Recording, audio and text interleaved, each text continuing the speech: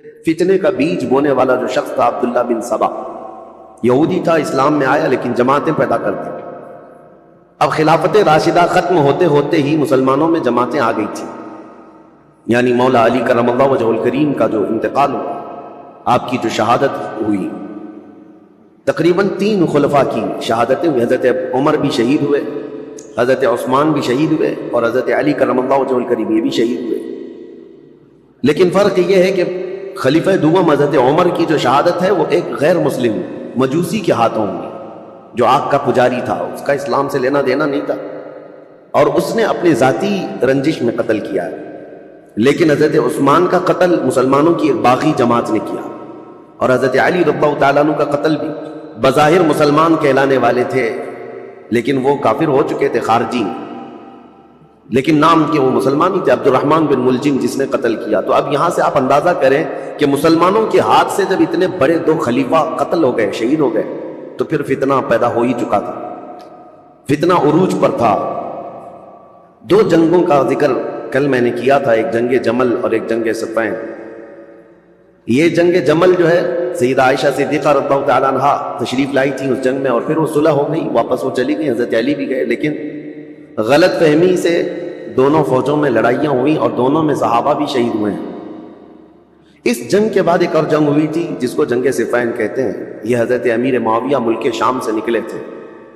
چونکہ میں نے بتایا تھا آپ کو کہ حضرت عثمان غنی کے قتل کا بدلہ لینے کا سب سے زیادہ جو اعلان کر رہے تھے اس میں حضرت امیر معاویہ تھے،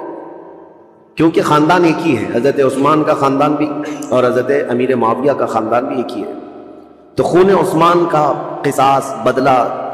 اس نعرے سے وہ اٹھے تھے، اور اس کے بعد جنگ جمل کے بعد حضرت امیر معاویہ رضی اللہ تعالیٰ عنہ بھی فوج لے کر کے نکل پڑے تھے۔ حضرت علی کرم اللہ وجہ الکریم نے بہت ساری صلح کی کوششیں فرمائیں، خطوط لکھے، لیکن جواب میں صرف ایک ہی جواب آتا تھا کہ خون عثمان کا بدلہ چاہیے۔ یہاں تک کہ ایک بڑے صحابی ہیں جریر بن عبداللہ بجلی، یہ گئے اور حضرت امیر معاویہ سے انہوں نے کہا، کیا آپ کو یہ نہیں معلوم کہ علی بن ابی طالب رسول اللہ صلی اللہ علیہ وسلم کی قرابت داروں میں سے، خاندان میں سے، اور صحابہ میں وہ افضل ترین ہیں، پھر آپ کس طرح سے ان کے لیے جنگ کا ارادہ کر کے نکلتے ہیں؟ کیا آپ یہ سمجھتے ہیں کہ علی بن ابی طالب نے عثمان کا قتل کیا ہے، عثمان بن عفان کا قتل کیا ہے؟ حضرت امیر معاویہ نے کہا، نہ، میں ان کی فضیلت کا بھی قائل ہوں، وہ رسول اللہ صلی اللہ علیہ وسلم کے رشتہ دار بھی ہیں، یہ ساری چیزیں اپنی جگہ پر،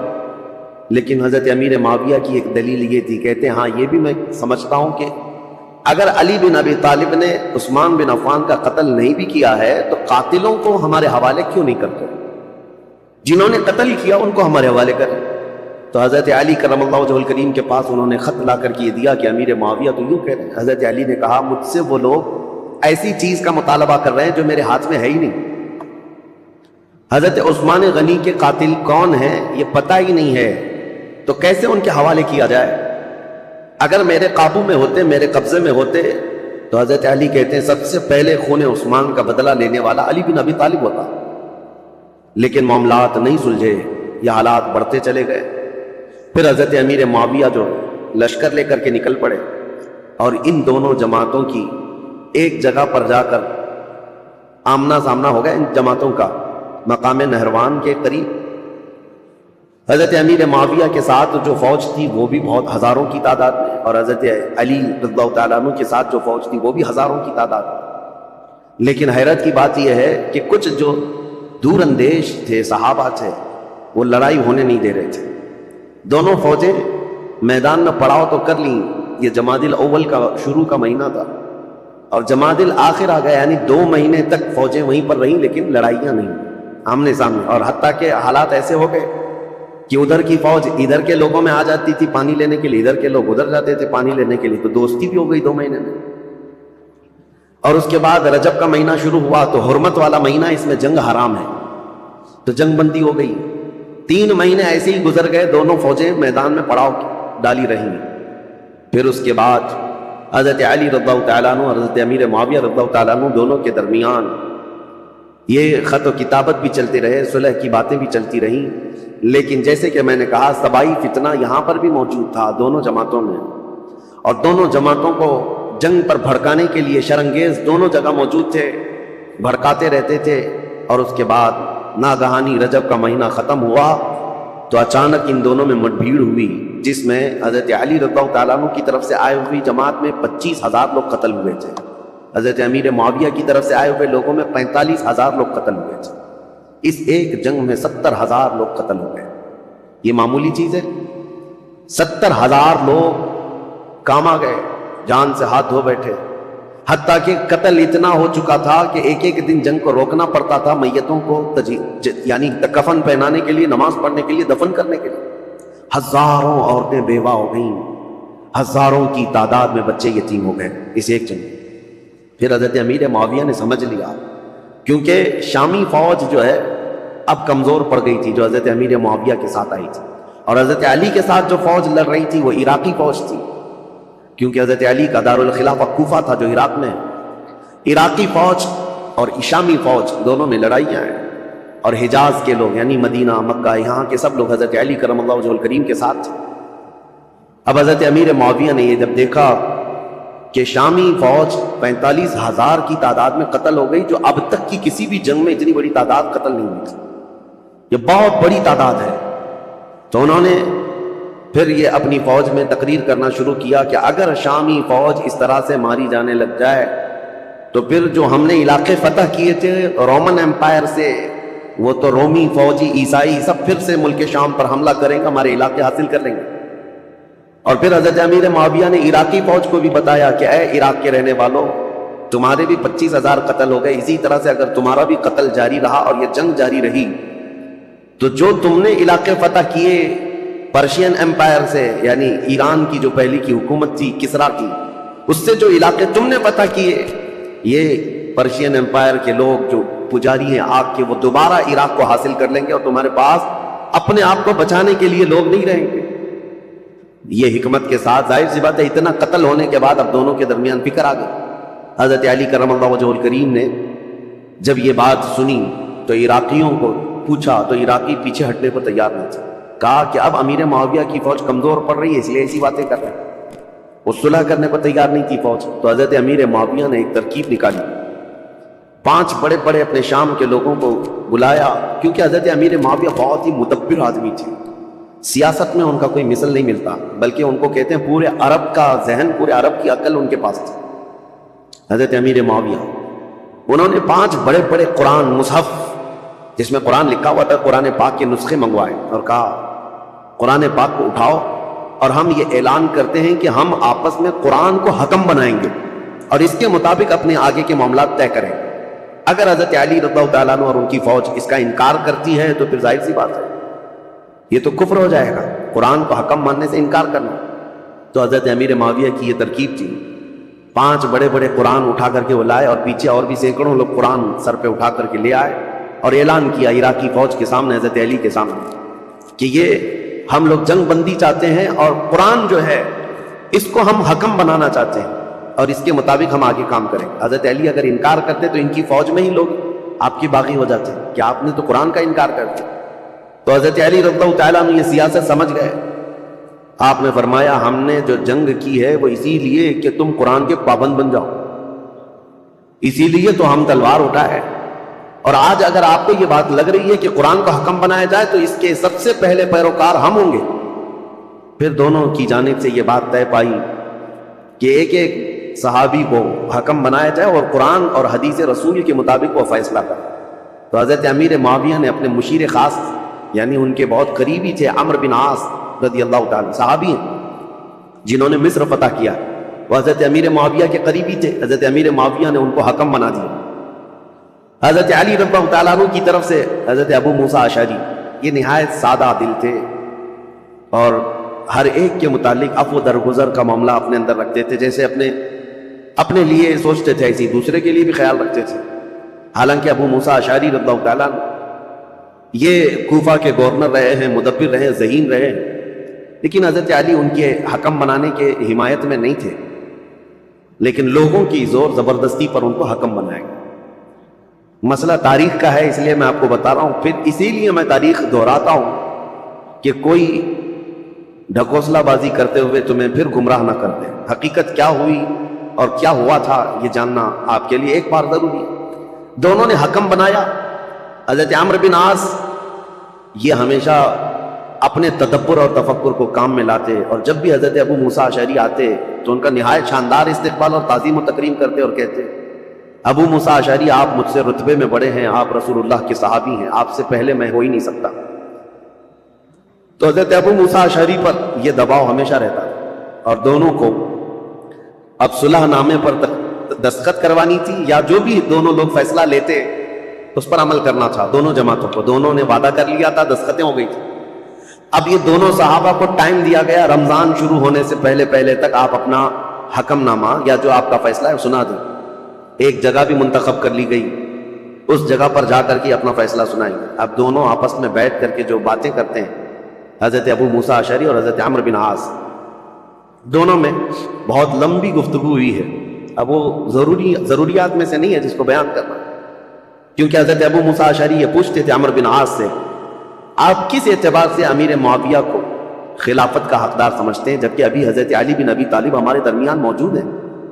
اور رسول اللہ کے داماد ہیں، ان کی فضیلتیں آپ سے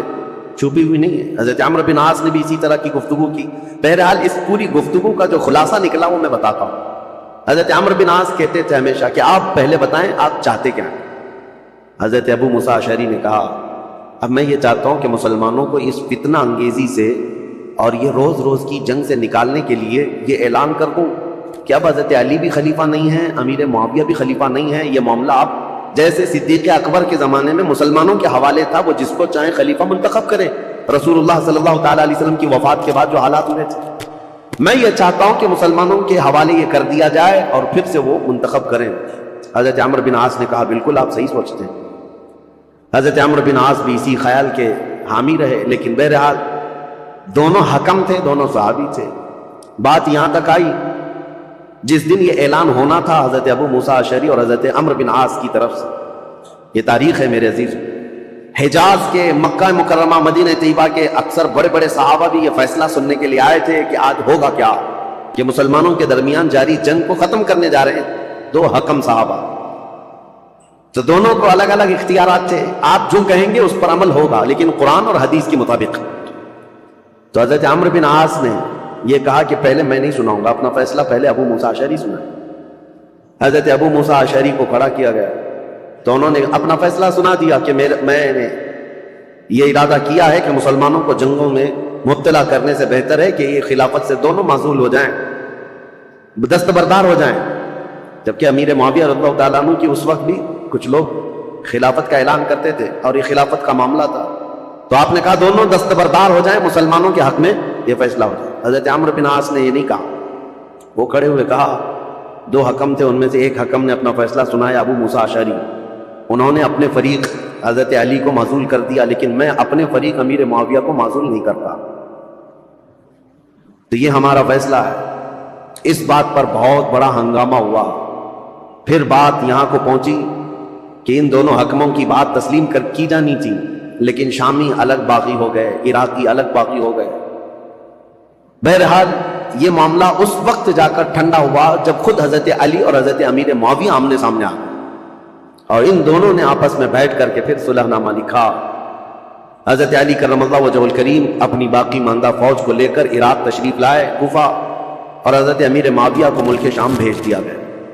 یہ معاملات جو ہوئے 37 ہجری میں، یعنی حضرت علی رضی اللہ تعالیٰ عنہ کی خلافت قائم ہو چکی تھی 35 ہجری میں، 37 ہجری میں یہ سب حالات ہوئے۔ پھر حضرت علی کرم اللہ وجہہ الکریم کوفہ تشریف لے گئے، 40 ہجری میں حضرت علی کا انتقال ہو گیا۔ کل یہاں تک کے حالات میں آپ کے سامنے بیان کر چکا تھا، چونکہ یہ جنگ صفین کے بارے میں کل مختصراً عرض کیا تھا، آج میں نے اس کو ڈیٹیل میں آپ کے سامنے رکھ دیا۔ دونوں جنگیں اس میں مسلمانوں کا بڑا خسارہ ہوا ہے، جنگ جمل ہو کہ جنگ صفین، دونوں جنگوں میں مسلمان شہید ہوئے۔ لیکن جانتے ہو ان جنگوں کے بارے میں تمہارا موقف کیا ہے، ہمارا موقف کیا ہے، شیعہ لوگوں کا موقف کیا ہے، یہ اپنی جگہ پر خود مولا علی کرم اللہ وجہہ الکریم کا موقف کیا ہے یہ ہم دیکھتے ہیں۔ جنگ صفین میں جو قتل ہو کر کے گرے ہوئی تھی لاشیں، جنگ کے بعد حضرت علی رضی اللہ تعالیٰ عنہ میدان سے گزرتے، یہ بھی حدیث موجود ہے، روایت موجود ہے، ابن عساکر کی روایت۔ حضرت علی رضی اللہ تعالیٰ عنہ میدان سے گزرتے تھے، اور جب اپنی فوج کے جو مقتول تھے، شہید تھے، ان کو دیکھتے اور کہتے یہ جنتی لوگ ہیں جو شہید ہو گئے. اور پھر ادھر کی جماعت کے جو لوگ قتل ہوئے تھے ان کی لاشوں کے پاس جاتے حضرت علی کہتے یہ جو جتنے قتل ہوئے جنتی لوگ. میرے عزیزوں، دونوں کے متعلق یہ بات کہنا، یہ آپ کو سمجھنا چاہیے کہ جس امام کے سامنے یہ معاملات درپیش تھے انہوں نے خود کہا کہ دونوں طرف مسلمان ہیں، اور جو تلواریں اٹھی ہیں وہ غلط فہمی کی وجہ سے اٹھی ہیں یا کسی فتین کی فتنہ انگیزی کی وجہ سے اٹھی ہیں، ان کی اجتہادی خطا ہے. لیکن بعد کے آنے والے اکابر علماء اور اکابر ائمہ اکرام جتنے بھی ہیں سبوں نے یہی کہا ہے جنگ میں دونوں طرف صحابہ تھے لیکن حق پر علی بن ابی طالب تھے، سیدنا مولا علی کرم اللہ وجہہ الکریم تھے. خیر 40 ہجری میں جب آپ کا انتقال ہوا تو اب خلافت کا مسئلہ پھر سے آ گیا. میں نے آپ کو شروع سے بتایا ہے تاریخ اسلام میں خلافت کا انتخاب، خلیفہ کا انتخاب، یہ بہت اہم مسئلہ ہوتا ہے. اس وقت بڑی جنگ ہو سکتی ہے، اس جنگ کو ختم کرنا، ارے میاں یہاں چھوٹے الیکشن میں جنگیں ہو جاتی ہیں، وہ خلیفہ اسلام کا انتخاب اور بہت اہم ذمہ داری ہوتی ہے. تو حضرت علی رضی اللہ تعالیٰ عنہ کے انتقال کے بعد جتنے کوفہ کے لوگ تھے، مولا علی کرم اللہ وجہہ الکریم کے جتنے حمایتی لوگ تھے، اور مدینہ مکہ مکرمہ میں جتنے لوگ مولا علی کرم اللہ وجہہ الکریم کے لوگ ان کی جماعت کے، ان کے حامیان میں سے تھے، سبوں نے یہ اعلان کیا کہ حضرت علی کے بڑے بیٹے حسن، امام حسن مجتبیٰ کو خلافت پر فائز کیا جائے. حضرت امام حسن کو لوگوں نے بٹھا دیا کرسی خلافت پر اور سب ان کے ہاتھوں پر بیعت کرنے لگے. حضرت امام حسن مجتبیٰ رضی اللہ تعالیٰ عنہ نے بیعت بھی لی. یہ 5ویں خلیفہ ہیں، تاریخ ہے 5ویں خلیفہ ہیں، اور خلافت راشدہ کا جو 30 سال کا پیریڈ ہے اس کے اندر ہی ہیں. ابھی 6 مہینے باقی ہیں خلافت راشدہ کے 30 سال حضور نے فرمایا. یہ سارے 29 سال ہوئے تھے حضرت ابوبکر صدیق سے لے کر حضرت علی تک. جب حضرت علی کا انتقال ہوا 29.5 سال ہوئے تھے، اور اسی کے بعد حضرت امام حسن نے بھی اعلان کیا، اور ادھر ملک شام میں دمشق میں حضرت امیر معاویہ نے اپنی خلافت کا اعلان کیا. اور شام کے جتنے لوگ تھے وہ سب کے سب حضرت امیر معاویہ کے ہاتھ پر بیعت کرنے. اب یہ خلافت کا تنازع یعنی بیک وقت 2 خلیفہ کا اعلان، یہ سب سے پہلے خلافت راشدہ کی بات. حضرت علی کے زمانے میں کبھی بھی حضرت امیر معاویہ نے اپنے خلیفہ ہونے کا اعلان نہیں کیا. یہ کہتے رہے کہ خلافت کے حقدار ہم بھی ہیں، لیکن خلیفہ ہونے کا عام اعلان کبھی نہیں کیا. اور حضرت علی کے انتقال کے بعد بیک وقت 2 خلیفہ کا اعلان. اہل مدینہ جتنے تھے وہ سب حضرت امام حسن کے ہاتھ پر بیعت کیے، اہل مکہ جتنے تھے وہ امام حسن کے ہاتھ پر بیعت کیے، اہل عراق جتنے تھے وہ امام حسن کے ہاتھ پر بیعت کیے. اب سیدنا امام حسن کی خلافت کا دور ہے تو ظاہر سی بات ہے میرے عزیزوں کچھ باتیں امام حسن مجتبیٰ کی سننا بھی ضروری ہے. رسول اللہ صلی اللہ تعالیٰ علیہ وسلم کے یہ وہ عظیم نواسے ہیں جن کو خود رسول اللہ میں اپنا بیٹا کہتے تھے، اور مدینے میں موجود صحابہ کہتے ہیں رسول کریم صلی اللہ تعالیٰ علیہ وسلم سے سب سے زیادہ ملتی جلتی شکل اگر کسی کی تھی تو امام حسن مجتبیٰ کی تھی. ان کے چہرے پاک کو دیکھتے لوگ تو حضرت امام حسن مجتبیٰ رضی اللہ تعالیٰ عنہ حضور کو یاد کرتے تھے. اور امام حسن کی فضیلت کیا تھی، یہ نبی پاک صلی اللہ تعالیٰ علیہ وسلم کے وہ محبوبوں میں سے دونوں شہزادے حسن و حسین رضی اللہ تعالیٰ عنہ. حضرت ابو ہریرہ رضی اللہ تعالیٰ عنہ ان حدیثوں کے راوی ہیں جنہوں نے مدینہ طیبہ میں خود اپنی آنکھوں سے دیکھا ہے حضور اکرم صلی اللہ تعالیٰ علیہ وسلم کس قدر ان دونوں شہزادوں سے پیار کرتے. یہاں تک کہ ایک مرتبہ امام حسن کو اور امام حسین کو، یا صرف امام حسن کو کندھے پر سوار کر کے حضور مدینے میں چل رہے تھے. کسی صحابی نے دیکھ کر کے حضرت امام حسن کی طرف دیکھ کر کہا شہزادے کتنی اچھی سواری پایا ہے، کونین کا آقا و مولا سید الانبیاء جس کے دوش پر تو سواری کر رہا ہے. نبی پاک صلی اللہ تعالیٰ علیہ وسلم نے اس صحابی سے فرمایا تم نے صرف سواری دیکھا، یہ بھی تو دیکھو سوار بھی کتنا اچھا ہے، سوار بھی کتنا اچھا ہے. نبی کریم صلی اللہ تعالیٰ علیہ وسلم ان شہزادگان سے بے حد محبت کرتے تھے. یہاں تک ارشاد ہے حدیث میں ہما ریحانتی فی الجنہ ہما ریحانتی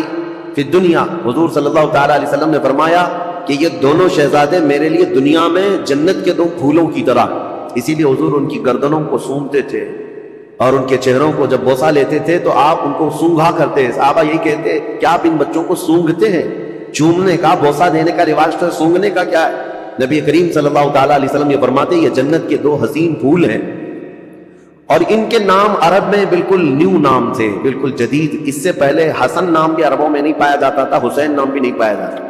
صحابہ کہتے ہیں اللہ تعالیٰ نے یہ دونوں نام بچائے رکھے محفوظ رکھے اور رسول اللہ کے نواسوں کے سب سے پہلے نام رکھے گئے حسن اور حسین۔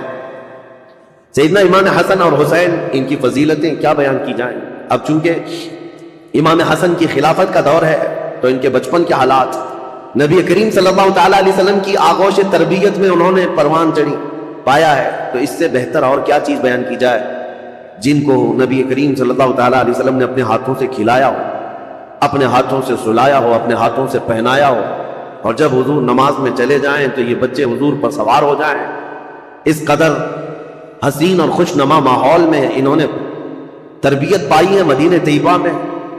نبی کریم صلی اللہ تعالیٰ علیہ وسلم کی آغوش محبت میں پروان چڑھنے والے یہ جوانوں کی فضیلتیں بیان سے باہر ہیں۔ حضور نے فرمایا میرے یہ دونوں بچے جنتی جوانوں کے سردار ہیں۔ اور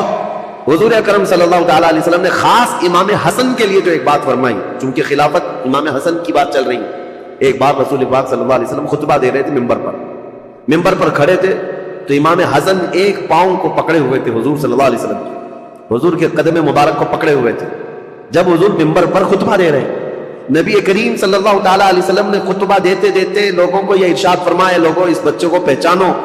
ایک دور آئے گا میرا یہ بچہ سردار ہوگا اور میری امت کی 2 بڑی جماعتوں میں صلح کر آئے گا۔ حضور صلی اللہ تعالیٰ علیہ وسلم کا فرمان کب؟ جب امام حسن کی عمر بہت چھوٹی سی تھی،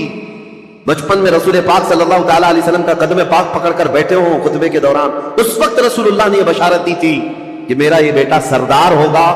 اور 2 بڑی جماعتوں میں صلح کرائے گا۔ بہرحال فضیلتیں بیان سے باہر ہیں، آپ نہایت ہی متقی پرہیزگار، یہاں تک کہ صحابہ اور تابعین نے کہا ہے، امام حسن بصری اور دیگر تابعین سے روایت ہے کہ امام حسن بصری سے زندگی بھر میں کسی نے سخت جملہ نہیں سنا۔ ایک ہی مرتبہ ان کا عمیر بن عثمان ان سے کچھ زمین کے معاملات کو لے کر کے مسئلہ ہوا، انہوں نے بہت سمجھایا۔ امام حسن کبھی بھی سخت جملہ نہیں کہتے تھے اور نہ ہی زندگی میں کبھی کسی نے ان سے گالیاں سنی، کبھی نہیں۔ حضرت امام حسن بہت بردبار کس کو کہتے ہیں؟ سب سے زیادہ برداشت کی طاقت رکھنے والا، امام حسن کے اندر یہ جذبات، کبھی کسی کے خلاف سخت جملہ استعمال نہیں کیا۔ عمیر بن عثمان سے جب یہ معاملہ ہوا تو لوگوں نے آ کر کے کہا کہ آپ کی ساری دلیلیں، ساری باتیں انہوں نے رد کر دی، وہ ماننے کو تیار نہیں۔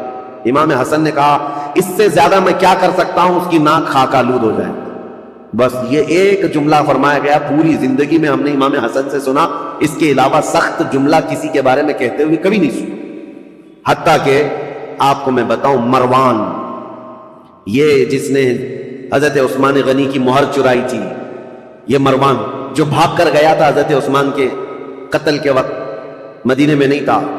یہ حضرت علی رضی اللہ تعالیٰ عنہ کی وفات کے بعد جب امیر معاویہ نے ملک شام میں خلافت کا اعلان کیا تو مروان کو مدینے کا گورنر بنا کر بھیج دیا۔ یہ مروان سخت قسم کا آدمی تھا، اس کی پیدائش میں فرمایا تھا رسول کریم صلی اللہ تعالیٰ علیہ وسلم نے گرگٹ کا بچہ گرگٹ پیدا ہو گیا۔ یہ مروان بن حکم، یہ وہ شخص ہے مدینے کا حاکم بنا تھا، یہ خطبہ دیتا تھا اور خطبے میں سخت جملے حضرت امام حسن کے بارے میں کہتا تھا، اور امام حسن بیٹھے ہوئے سنتے تھے خطبے، ان کے باپ کو گالیاں دیتا تھا اور حضرت امام حسن کو بولتا تھا۔ یہاں تک کہ ایک مرتبہ امام حسن ایک مجلس میں بیٹھے ہیں، اور بھی لوگ تھے، مروان بیٹھا ہوا ہے، اس نے تانا مارتے ہوئے یہ کہا کہ ایسا شخص ہے، میں اس کے باپ کے بارے میں کہتا ہوں تو یہ کہتا ہے میری ماں گھوڑی تھی، نعوذ باللہ من ذالک۔ سیدہ کائنات کی طرف بھی اس نے بد زبانی کی تھی۔ میں یہ بات صرف اس لیے کہہ رہا ہوں، اتنا سخت جملہ سامنے کہنے کے بعد امام حسن مجتبی رضی اللہ تعالیٰ عنہ اف تک نہ کہتے تھے،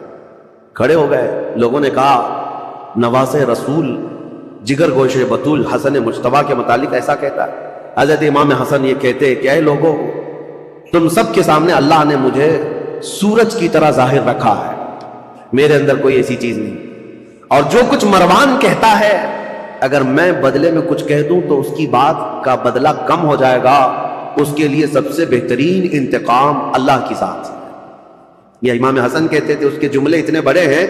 کہ اگر میں بدلہ لے لوں تو یہ کم ہو جائے گا، اس کے انتقام کم ہو جائے، اس لیے میں اللہ رب العزت کے سپرد کرتا ہوں۔ بردباری، برداشت کی طاقت امام حسن کے اندر اتنی زیادہ تھی۔ ان کو گالیاں دی گئی ہیں، ان کے خلاف برا بھلا ان کے مدینے میں کہا جاتا ہے۔ بہرحال امام حسن رضی اللہ تعالیٰ عنہ نے جیسے ہی خلافت کا اعلان کیا، حضرت امیر معاویہ نے بھی خلافت کا اعلان کیا تھا، تو انہوں نے پھر سے فوج کشی کا ارادہ کر دیا کہ ایک وقت دو خلیفہ کا اعلان مسلمانوں میں انتشار پیدا کر دے گا۔ امیر معاویہ نے ملک شام کی جتنی فوج تھی وہ جمع کی اور کہا حسن بن ابی طالب سے کہہ دو، کیونکہ امیر معاویہ 22 سال سے گورنر تھے ملک شام کے اور خلافت کا اعلان کیا تھا، بہت سارے لوگوں نے وہاں ان کی بیعت کو مان بھی لیا تھا۔ اب حضرت امیر معاویہ رضی اللہ تعالیٰ اپنی خلافت کے متعلق سب سے بیعت بھی لے رہے تھے، تو امام حسن کے ساتھ جنگ ہونے والی تھی، جیسے جنگ جمل ہوئی، جنگ صفین ہوئی، اور حضرت امام حسن جانتے تھے کتنے مسلمانوں کا قتل وہ دو جنگوں میں ہوا، ایک جنگ میں 12,000 اور دوسری جنگ میں 70,000 قتل ہوئے تھے۔ اب یہ خلافت کے چکر میں تیسری جنگ ہو سکتی تھی۔ امام حسن مجتبی رضی اللہ تعالیٰ کوفہ والوں کو جمع کرتے ہیں اور پوچھتے ہیں تمہارا کیا خیال ہے؟ سارے جمع ہوئے، کہا علی بن ابی طالب کے بعد سب سے افضل جماعت میں آپ ہیں اور خلافت کا حق صرف اہل بیت کو ہونا چاہیے۔ یہ ساری باتیں کوفہ والوں کی تھی، انہوں نے حضرت امام حسن سے کہا، تو حضرت امام حسن نے کہا چلو میرے ساتھ، امیر معاویہ ملک شام سے نکلے ہوئے، ہم کسی جگہ آمنے سامنے ہونے والے ہیں۔ کوفہ والے بھی نکلے امام حسن کے ساتھ، اور ملک شام سے امیر معاویہ کے ساتھ بھی ایک فوج، لیکن جس جگہ ان دونوں فوجوں کا آمنا سامنا ہوا، امام حسن جنگ کی نیت سے نہیں آئے تھے، سیدھے حضرت امیر معاویہ کے پاس گئے، کہا پچھلی جنگوں کے تلخ تجربے میرے سامنے ہیں، اس کے کڑوے نتیجے مجھے پتا ہیں، خون بہے گا ہمارے درمیان یا تمہارے درمیان، میں خلافت کا یہ کڑوا مزہ نہیں لینا چاہتا، لہذا میں تم سے کچھ شرائط پر صلح کرنا چاہتا ہوں۔ حضرت امیر معاویہ نے کہا بتائیے آپ، وہ حضور صلی اللہ تعالیٰ علیہ وسلم کے نواسے ہیں، حضرت علی کے بیٹے ہیں۔ امیر معاویہ ایسا نہیں ہے کہ ان کی بے حرمتی کرتے تھے یا توہین کرتے تھے، نہیں، عزت بھی کرتے تھے۔ خلافت کا معاملہ ہے تو حضرت امام حسن نے صلح نامہ لکھوایا، شرائط لکھوائے۔ اس میں پہلی یہ تھی کہ امیر معاویہ کے انتقال کے بعد خلافت پھر امام حسن کے پاس آ جائے۔ دوسری یہ تھی کہ جو علاقے مدینے کے، مکہ کے جو لوگ حضرت علی کرم اللہ تعالی وجہ الکریم کے حامی ہیں، ان سے کوئی سختی نہیں کی جائے گی، باز پرس نہیں کیا جائے گا، یا جو جنگوں میں تمہارے سامنے آ چکے تھے ان سے کوئی بدلہ نہیں لیا جائے گا، کیونکہ اب آپ خلیفہ بن رہے ہیں، آپ کے خلاف جو جنگیں ہوئی ہیں اس زمانے میں، اب ان کو پکڑ پکڑ کر کے مارا جائے یا ان کو قید کیا جائے، یہ نہیں ہوگا۔ یہ سب شرطوں میں حضرت امام حسن نے لکھوایا اور کہا کہ اہل حجاز، مکہ مدینے والوں کا اور اہل بیت کا خاص خیال کیا۔ حضرت امیر معاویہ نے ان تمام شرائط کو قبول کر لیا، سب منظور ہے۔ پھر ہر سال 1,00,000 دینار امام حسن مجتبی رضی اللہ تعالیٰ عنہ کو نظر کیے جانے پر یہ صلح منظور ہوئی۔ حضرت امیر معاویہ واپس چلے گئے اور امام حسن بھی اپنی فوج کو لے کر واپس آئے، اور کوفہ میں آپ نے منبر پر کھڑے ہو کر کے اعلان کیا کہ اے لوگوں، میں اس خلافت سے دستبردار ہو گیا جس کے لیے مسلمانوں کا خون بہتا جا رہا ہے، میں نے معاویہ بن ابی سفیان کے حوالے اس خلافت کا ذمہ دے دیا ہے۔ یہ اعلان کرنے کے بعد اب پورے خطہ اسلام میں ایک ہی خلیفہ تھا، وہ امیر معاویہ کے ساتھ۔ امام حسن 6 مہینے تک خلیفہ رہے اور 6 مہینے کے بعد دستبردار ہو گئے۔ اس اعتبار سے خلفائے راشدین میں حضرت امام حسن کا بھی نام آتا ہے۔ وہ 6 مہینے جو بچے تھے وہ خلافت راشدہ کے، اس میں امام حسن نے خلافت کی۔ لیکن ظاہر سی بات ہے کچھ لوگ چڑھاتے ہیں، کچھ لوگ اتارتے ہیں، یہ ہر زمانے میں رہتے ہیں۔ حضرت حسن کے بہت سارے لوگ مخالف ہو گئے کوفہ میں، کہا ہم تو آپ کے لیے جان لٹانے والے تھے، ہم تو آپ کے لیے گردنیں لٹانے والے تھے، آپ نے تو جا کر اس سے صلح کر لی، ہم آپ کی صلح کو نہیں مانتے، آپ کو خلیفہ ہونا چاہیے تھا، زور زبردستی۔ حضرت امام حسن نے کہا میں نے خلافت کے سارے دور دیکھے ہیں، صدیق اکبر سے لے کر میرے باپ علی بن ابی طالب تک جو معاملات ہوتے رہے، لیکن اب وہ زمانہ نہیں رہا جس میں اکابر صحابہ تھے، بدر میں شریک، احد میں شریک، فتح مکہ میں، وہ صحابہ کی تعداد کم ہو گئی ہے۔ اے لوگوں، اب خلافت نہیں، اب ملوکیت آ گئی، اب بادشاہت آ گئی ہے، اور میں نہیں چاہتا کہ یہ بادشاہت کا دھبا آل رسول کے دامن میں بھی آئے۔ یہ حضرت امام حسن کا اعلان تھا، وہ بادشاہت کا داغ نہیں لینا چاہتے تھے، کیونکہ دنیا بات کو یہ نہ کہے کہ رسول اللہ کے شہزادے خلافت راشدہ کے بعد پھر بادشاہ بن گئے، نہیں، میرے آقا صلی اللہ تعالیٰ علیہ وسلم جن شہزادوں کو چوما کرتے تھے ان شہزادوں نے خلافت کو یوں دے دیا۔ حضرت امیر معاویہ کے جانے کے بعد میرے عزیزوں یہ ایک ایسی عظیم صلح تھی پورے اسلامی تاریخ میں جس نے بہت بڑی جنگ کا ناکہ بند کر دیا تھا۔ ختم ہو گئی، جنگیں ختم ہو گئی۔ اب یہاں پر ان کی صلح کے بعد رسول مختار صلی اللہ تعالیٰ علیہ وسلم کی وہ حدیث یاد کرو جب میرے آقا نے منبر پر کھڑے ہو کر کے امام حسن مجتبیٰ کے لیے کہا تھا میرا یہ بیٹا سردار ہوگا اور میری امت کی دو بڑی جماعتوں میں صلح کرائے گا۔ اس مخبر صادق صلی اللہ علیہ وسلم کے فرمان کو امام حسن نے سچ ثابت کر دکھایا۔ میرے عزیزوں، تخت پر بیٹھنا یہ کمال کی بات نہیں، نیچے چل کر کے بادشاہ بننا یہ بہت بڑے کمال